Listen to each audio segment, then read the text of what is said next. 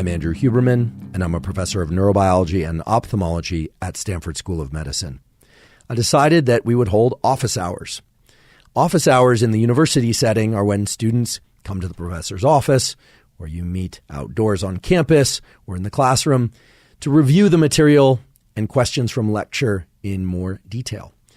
Now, unfortunately, we don't have the opportunity to meet face-to-face in real life, but nonetheless, you've been sending your questions, putting them in the comment section on YouTube, etc., and I've prepared a number of answers to the questions that have shown up most frequently. Now, in order to provide context and structure to the way that we will address these questions, I've arranged the science and science-based protocols that relate to various aspects of life, such as mood, exercise, sleep, waking, anxiety, creativity, etc., into the context of a day. Selecting the unit of a day in order to deliver this science information and protocols is not a haphazard decision on my part.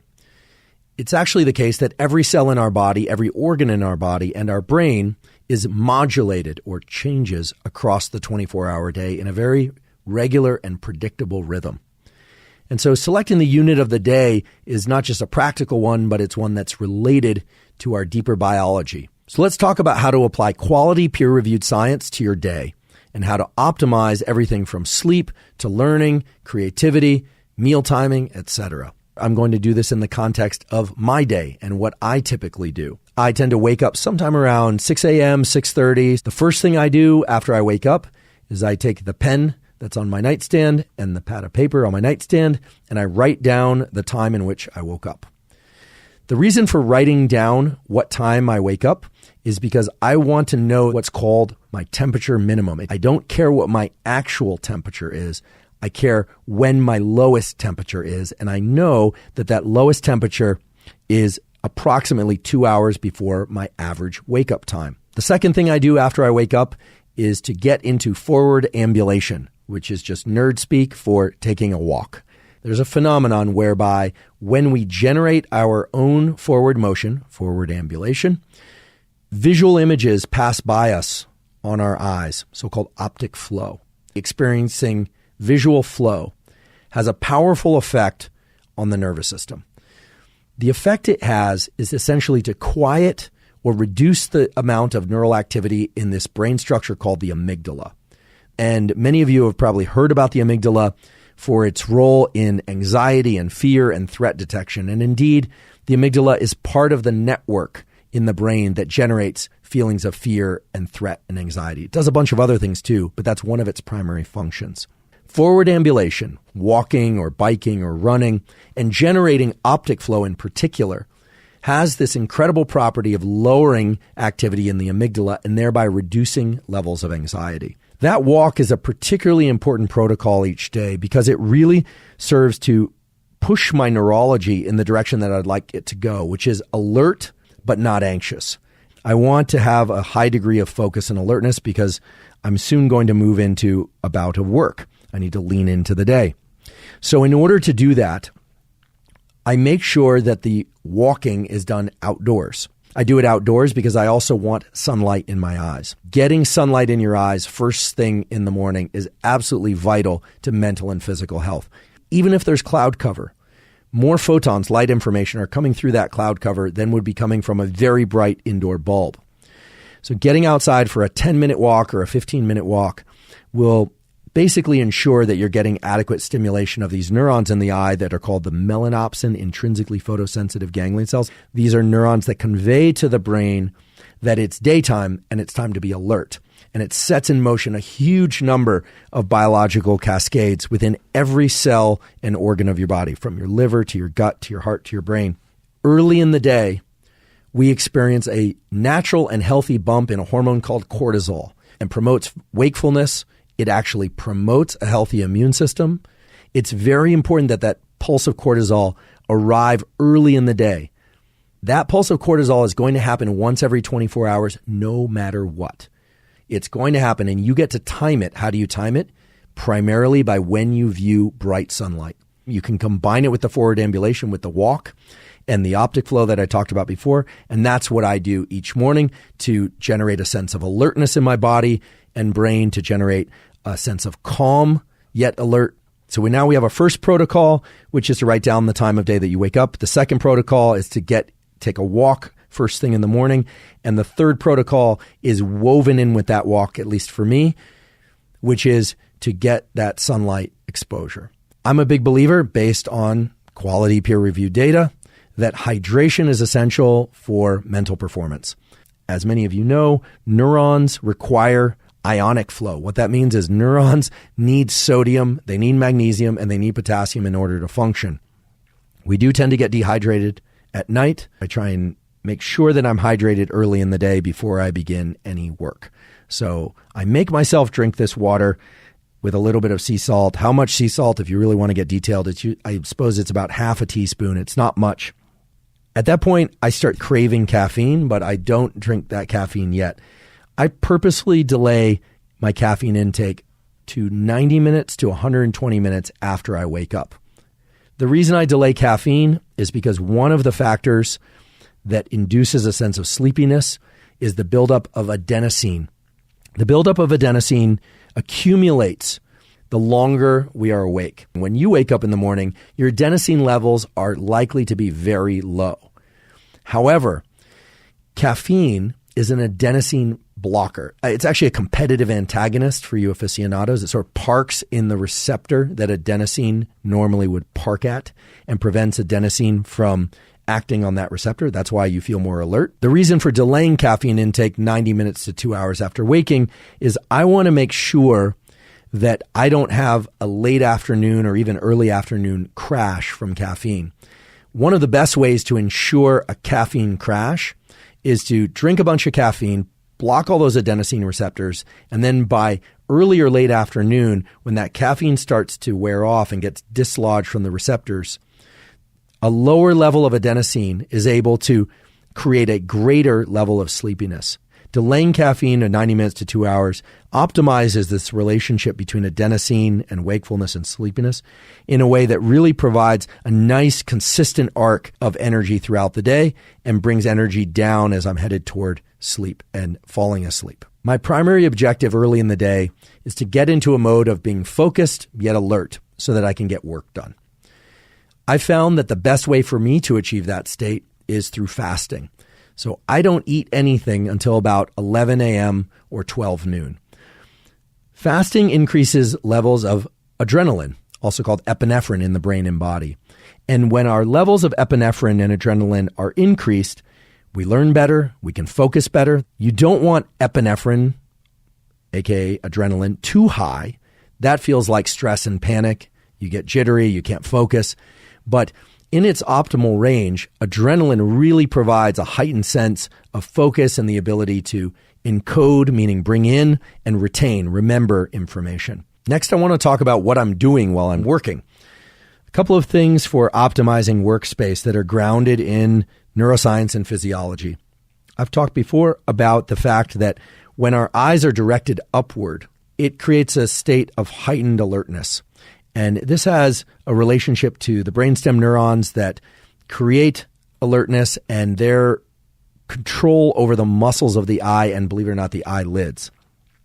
The point here is that you can optimize your workstation in a physical way that leverages this aspect of the visual system and your level of alertness. Try and position your screen or your tablet, whatever device you happen to be working on, at least at eye level and ideally slightly higher. Most people are looking down at their computer or tablet or are angling their eyes at their screen at about 30 degrees. When we look down, when our eyelids are slightly closed, it tends to decrease our levels of alertness and increase our levels of sleepiness. So we're now at the description of my day and these protocols in which I would do a 90-minute bout of work. Now, why 90 minutes? Well, the brain is going through these 90-minute so-called ultradian cycles throughout the entire day and night. Every 90 minutes, we shift over from being very alert to being less alert and then back to alert again. Here's how it works. At the start of one of these 90-minute ultradian cycles, my brain is not quite engaged in whatever it is I'm trying to do, but I set a timer for 90 minutes. And I try and get a strong bout of work done inside of that 90 minutes with the full understanding that the entire 90 minutes is not going to be uniform in terms of my ability to focus. So the goal is to get into what I call the tunnel, to really get into a tunnel of quality work. The brain loves that state, but it's very hard for many of us to access. My phone is absolutely off. It's not on airplane mode. It's absolutely off during this time. In addition, I use low-level white noise. White noise, which is essentially all frequencies of sound, or all frequencies of sound that we can perceive, mixed up kind of randomly. There's no structure to it. Turned on at a low volume, puts the brain into a state that's optimal for learning and workflow. So everything about this 90-minute block, from the low levels of white noise to the position of my computer, how I'm standing and where my eyes are positioned, is geared towards putting me in this tunnel of work. And I have to say that while it can be a challenge to try and achieve this state and this tunnel of work, some days you start to get kind of addicted to it. It feels really good. It's like a workout for the mind. And it is something that as you exit that 90 minutes, you really feel like you've accomplished a lot, because often you have. And it just feels deeply satisfying. And I'm convinced that that's because of the release of neuromodulators like dopamine and the norepinephrine that's circulating in your system. And I want to be clear that I'm not perfect about this 90 minutes. Occasionally I get drawn away, but I really try and achieve this most, if not every day that I'm alive, because for me, that work session is kind of holy. There's a powerful way in which you can place the timing of this 90-minute work bout in an optimal way.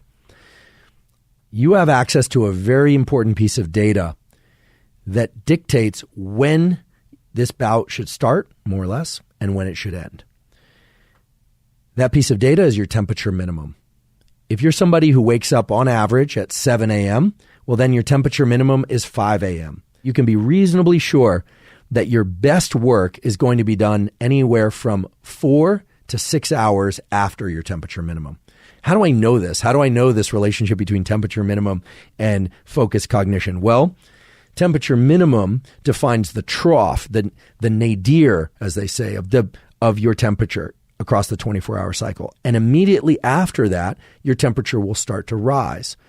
That temperature rise is actually what triggers the initial cortisol release that you experience and wakes you up further. And then, of course, that sunlight that you're getting is going to further enhance that healthy release of cortisol. That cortisol will then provide fuel, if you will, for that increase in temperature. And your body will continue to increase in temperature throughout the day toward the afternoon.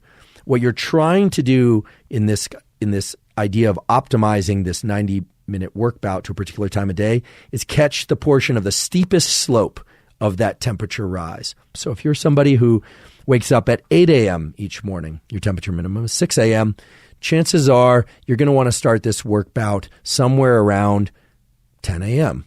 or 11 a.m. Now, some people wake up and feel very alert first thing in the morning. They can really do their best work first thing in the morning. Please, if that's you, continue to do that. Leverage that time. Use that time.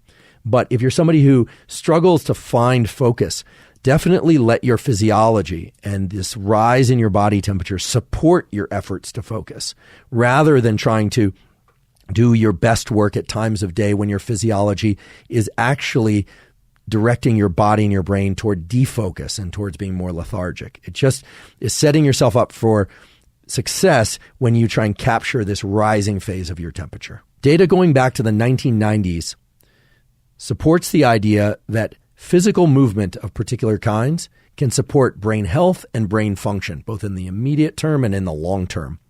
So after I've finished a bout of work, this 90-minute bout of work, I force myself to do some sort of physical exercise that is going to be supportive of my brain health and brain function and organ health and bodily function in general. Now, there are various forms of physical activity, or what we call exercise, but those can generally be batched into two categories. First is strength and hypertrophy work. So physical movements that are designed to make you stronger and or make your muscles larger. There's also endurance work, physical exercise and movements that are designed to allow you to do more work over time, or to extend the amount of time that you can do work of any kind, both physical and mental.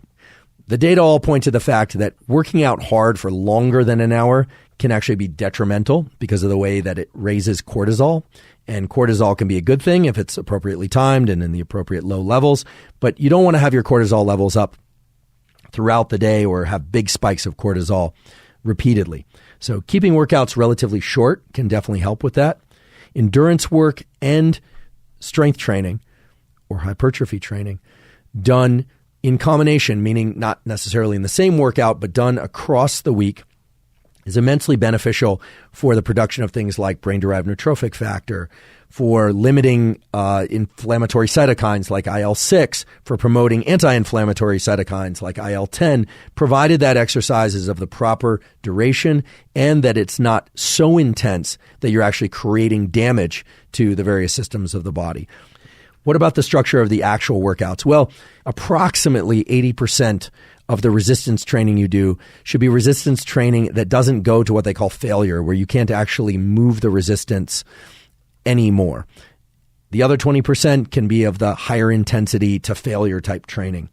That 80-20 rule of less than failure and work to failure in the resistance exercise regime can be transported or translated to the endurance exercise portion by focusing on that thing that we're familiar with, which is the burn. When we're running hard or cycling hard, we'll experience a kind of burning of the muscles that's associated with the lactate system. And actually, the lactate system is its own form of fuel for the brain. And so there's increasing interest in generating the lactate or pushing past that lactate threshold for small portions, 20% or so of endurance work in order to support brain health and function. So on any given day, I finish that work block and I train. I do some sort of resistance or endurance training. I put those on alternate days or different days, rather. So we've now talked about the arc that spans all the way from waking to a morning bout of focused work to physical training. I have not mentioned ingesting anything or nutrients. One of the most common questions I get are, what should I eat for my brain? Well, ironically enough, one of the best things you can do for your brain is to not eat. But of course, we all have to eat sooner or later. So let's talk about food timing first. As I mentioned, I eat my first meal sometime around noon, plus or minus an hour. The volume of food is also important. If you eat a large volume of anything, because it diverts blood to your gut, you will feel lethargic and you will have less blood going to your brain. That seems like a simple and trivial fact, but if you want to be able to think, you can't ingest large volumes of anything into your gut. So for lunch, I do emphasize slightly lower carbohydrate or low carbohydrate intake for the simple reason that adrenaline and dopamine and their associated neuromodulators are going to support alertness. So for me, I fast up until about noon.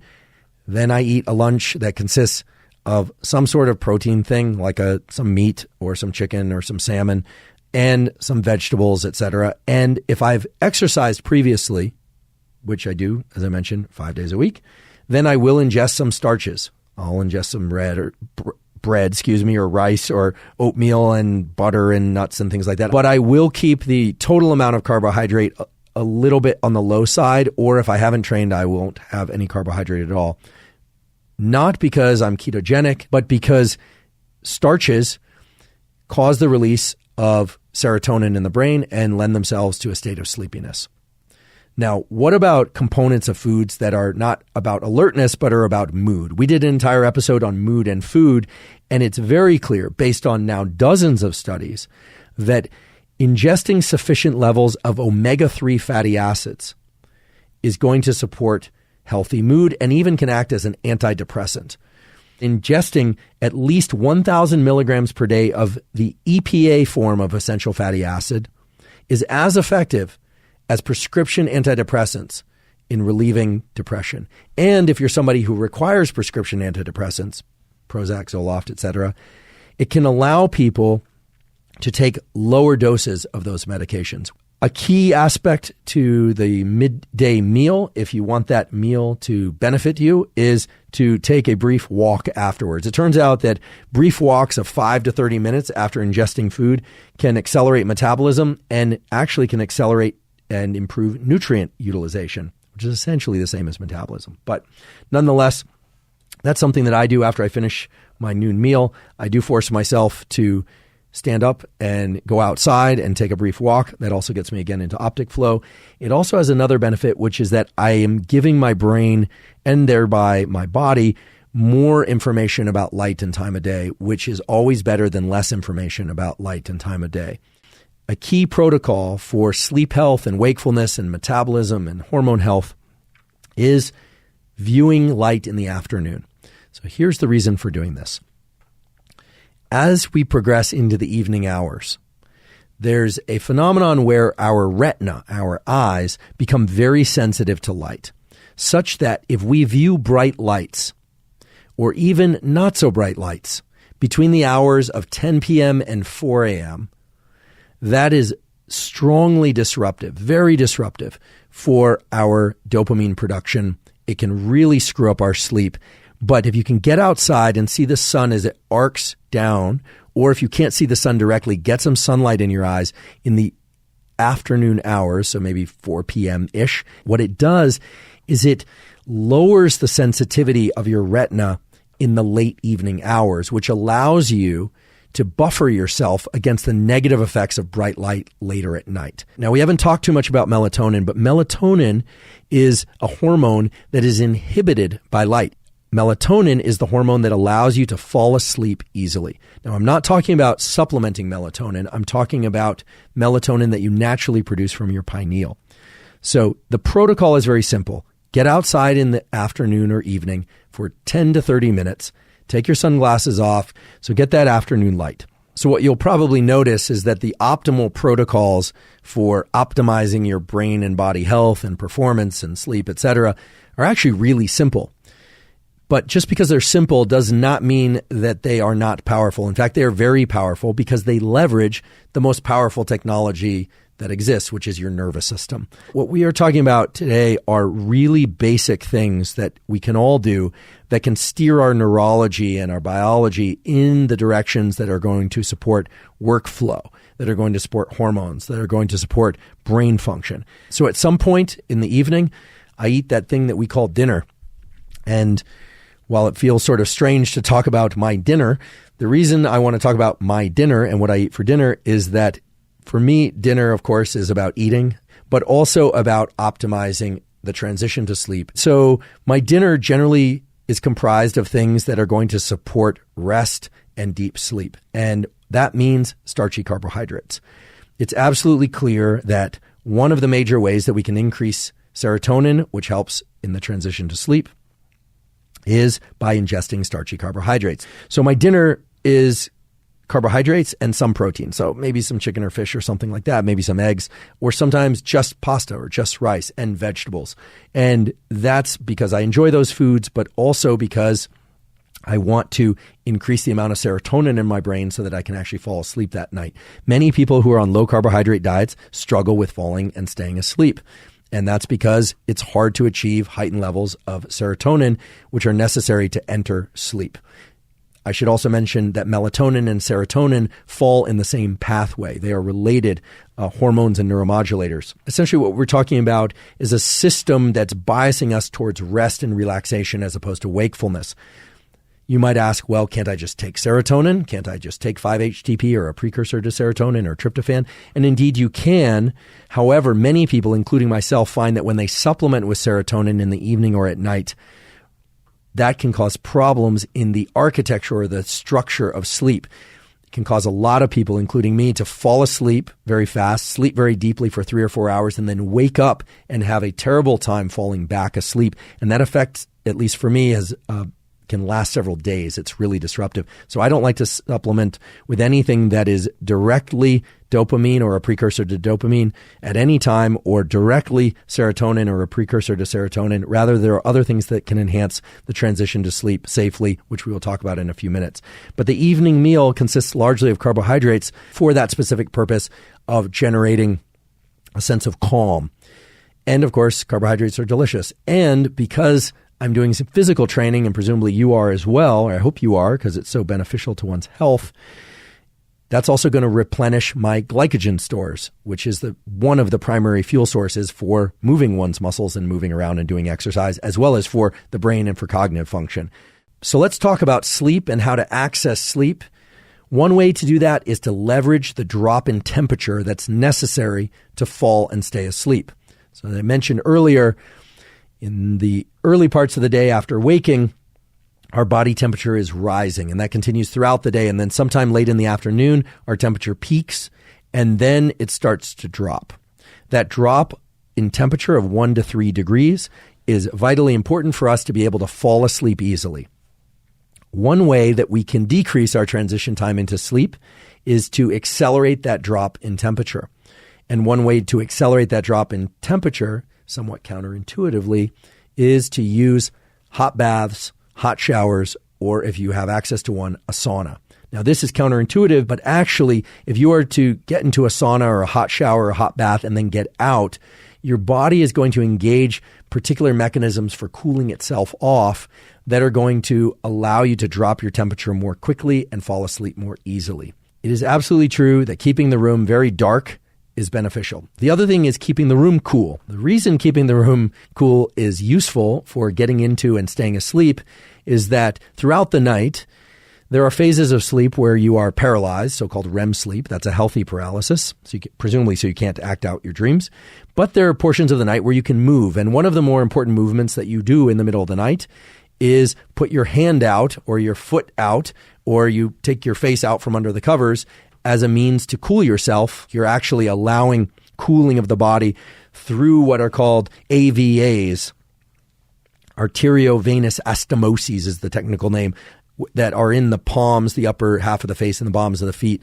Now, there are things that one can take to enhance the transition to sleep. 3 compounds that can be very beneficial for aiding the transition to sleep, and for which there are wide safety margins, although please do check with your physician before taking anything, are specific forms of magnesium, something called apigenin and theanine.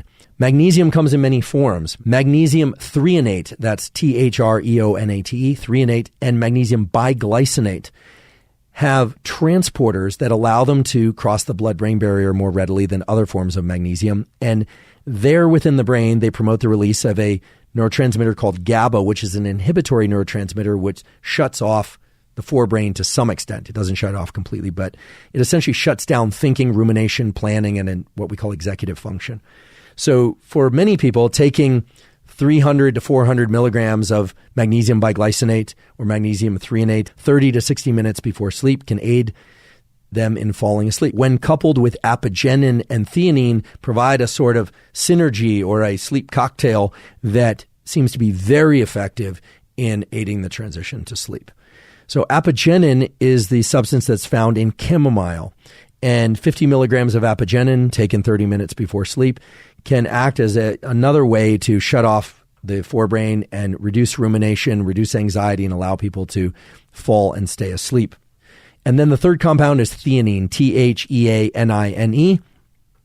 Theanine is a compound that can also increase GABA, but also increases activation of something called chloride channels. Chloride channels are another way in which neurons lower their levels of activity. So magnesium threonate or biglycinate, apigenin, and theanine in combination can be very effective for aiding the transition to sleep. Now, what if you wake up in the middle of the night?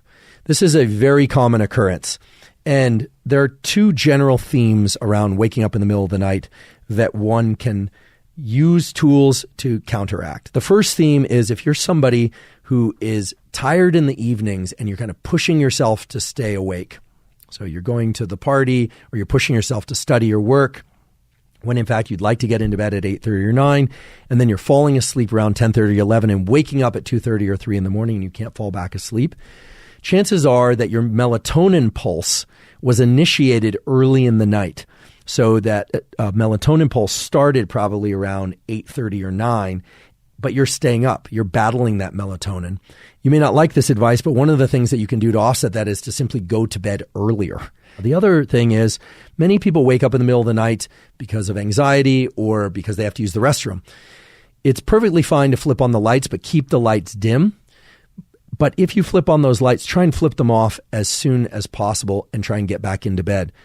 So now we've essentially traveled around the clock, so to speak, from the time where one wakes up until the time they get to sleep, maybe wake up, get back to sleep, etc. I want to emphasize that although people's schedules vary, most people are doing more than 1 or 2 work bouts per day. And indeed, I'm doing more than 1 or 2 work bouts per day. I really emphasize that morning 90-minute work block because I think most people would agree that there's a portion of each day in which we need to do the hardest thing or the most important thing or the thing that demands the most of our cognitive self. I position that early in the day, and I position everything around that in order to ensure that it happens and that it happens with the highest degree of efficiency, even though that morning 90-minute work block is so vital. Of course, there's a second work block. So combined, that's just 3 hours of focused work, which may not seem like a lot. But if you were to dissect your day and kind of look at the arc and structure of your day, I'd be willing to bet that if we added up the total period of time in which you were in deep work, really focused, dedicated work, that it would probably amount to about 3 or 4 hours. And of course, throughout the day, there are other things happening outside of those 90-minute work blocks. I'm checking my text messages, I'm checking my email, I'm responding to various demands, I'm working and tending to life. So while I've carved some boundaries or delineated some boundaries around those work blocks, and I'm certain that if you do too, you will benefit from them, of course, please adapt and modify what I've described today in ways that best serve you and your schedule. What I've tried to do is provide you scientific support, specific protocols and regimens, because people are always asking me for more specificity and detail, and an example of one way, just one way, in which these various tools and protocols that are grounded in science could be leveraged in one's own life. And last but not least,